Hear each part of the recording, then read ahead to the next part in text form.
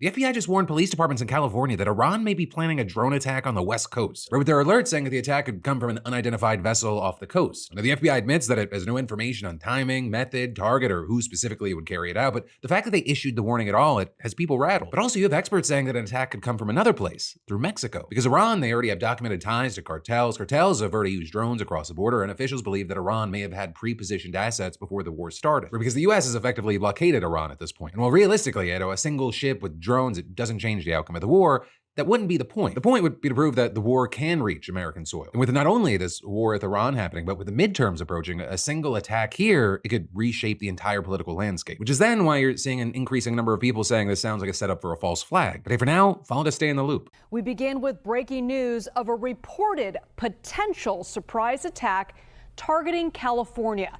The FBI warning law enforcement agencies in the state that Iran allegedly aspired to launch drones along the West Coast. CBS News Bay Area's Katie Nielsen has a copy of that alert that went out to law enforcement. Katie, what does it say? Wow, this is a shocking and serious situation to start with. The possibility of a surprise drone attack targeting California? That's an alarming statement. California, being a major economic and cultural hub, would be a prime target, and the very fact that the FBI has issued a warning about it is something everyone should pay attention to. The mention of Iran allegedly aspiring to carry out such an attack immediately raises red flags, especially when the word allegedly is used. It suggests that the authorities are cautious in their language, likely due to the unverified nature of the threat. Now, let's move forward. Yeah, Liz, so we actually just got a copy of that maybe only about 30 minutes ago.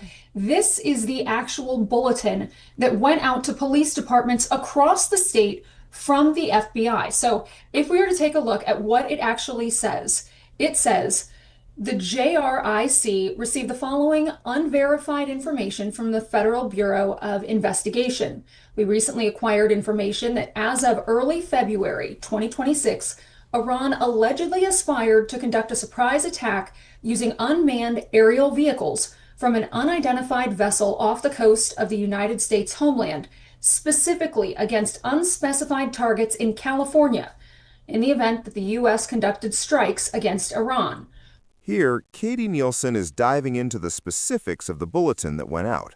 The critical thing to note here is that the information is unverified, a term that adds ambiguity to the situation. It's not yet confirmed whether this is a real, credible threat or just chatter. The mention of unmanned aerial vehicles, or drones, and the possibility of them coming from an unidentified vessel adds another layer of intrigue and concern.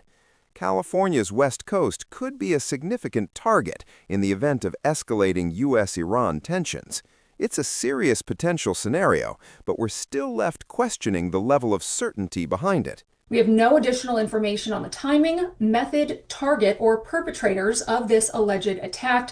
For any questions, please contact your local FBI Joint Terrorism Task Force. So what's important to note here about this memo that went out is it says allegedly aspired. What does that mean? Where was this in the planning stages? These are questions we still don't have answers to. This is where the uncertainty really comes into play. Allegedly aspired sounds like an early-stage threat, but what does it actually mean? The FBI's cautious wording here makes it hard to gauge the urgency or potential for action. Without knowing the timing, method, or specific targets, it's difficult to take definitive action. It also highlights the need for clear intelligence, but at this stage, it seems like we're still in the informational phase, gathering details. The absence of concrete details leaves many open questions, adding to the unease. But we did reach out to the governor's office to try to get a statement from them as far as what they're doing to keep people in California safe. And what we did get back is that the Governor's Office of Emergency Services is actively working with state, local, and federal security officials to protect our communities.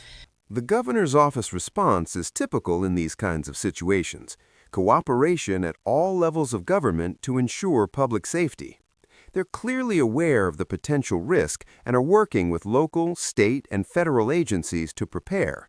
But the fact that this is being shared publicly shows the seriousness of the concern. Although there are no immediate actions announced, the collaboration between various agencies signals readiness. The mention of California's existing relationship with federal agencies is key to how the state might be preparing for this potential threat. Let's keep going. This bulletin is one of numerous security updates the state receives from federal partners daily and disseminates to local law enforcement and emergency responders. So what I think is so important that we understand about this is obviously this is incredibly concerning. Whenever we have this type of an alert go out saying that drones could be attacking targets in California, literally bringing warfare here to the United States. So understandable that everyone is very on edge, everyone is very concerned. It's hard not to feel the weight of that statement. The very idea that warfare could be brought to U.S. soil, especially through drone strikes, is unsettling. The tension and concern among residents, law enforcement, and government officials alike are palpable. While it's important to remain calm and not panic, it's equally crucial that everyone stays aware and prepared for any developments. The threat of drones represents a modern form of warfare that could be difficult to detect and prevent in time. Let's move forward. But I think the most important thing that we need to look at right now is, what does this actually mean? What was this based on? What intelligence was the FBI looking at? So again, going back to allegedly aspired, does that mean they were already in the active planning stages? Does that mean that there is an imminent threat? That's not really what that memo said. This is the critical piece of the puzzle, understanding the basis of the alert. Was this something that was actively being planned, or is it just a possibility that's being considered due to heightened tensions? The allegedly aspired phrasing is both a warning and a caution. There's no definitive evidence to back up the claim yet, but it's important to examine the intelligence that led to the release of the memo. As of now, it remains unclear whether this is an active or potential threat. Now, moving on. And so I think as we start learning a little bit more information, as we're able to get some of those questions answered, we're going to have a much better idea of what it was that prompted this memo to go out to police departments. So many unanswered questions, and all of them very alarming as to what the answers to them might be. Absolutely. The lack of answers is unsettling. It's difficult to make decisions or prepare when so much is still unknown. As new information becomes available, it will help clarify the situation. But for now, we're in a holding pattern with many questions left unanswered. It's important for both the public and authorities to remain vigilant and stay updated as more information is shared. Katie Nielsen, thank you so much for that report. I want to bring in now former FBI Special Agent Jeff Hart to answer some of these questions. Jeff, give us some context about these warnings.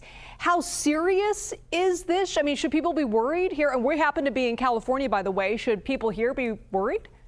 At this point, Katie has set the stage, and now Jeff Hart is brought in to provide further context. This is where we shift from the immediate concern to evaluating the severity of the situation. How seriously should we take this? The fact that they're bringing in an expert to discuss the implications suggests that the authorities are taking this seriously, but also want to reassure the public that not everything is set in stone yet.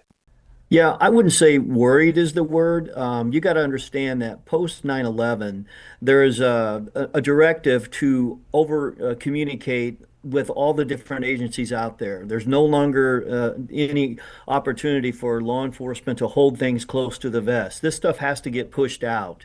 Now, one of the things, as I read through there, the JRIC, which is the fusion center down in LA, you got to remember that California has a sizable Iranian population in the Los Angeles area, in the South Bay here. So they have human intelligence out there, the intelligence agencies do, where they're collecting information. So they look at this. If they have any inkling that there is information out there, they're going to broadcast it. It doesn't have to be, 100% accurate, but what they want to get out there is at least a warning to make sure that there is some preparation and notice that goes out.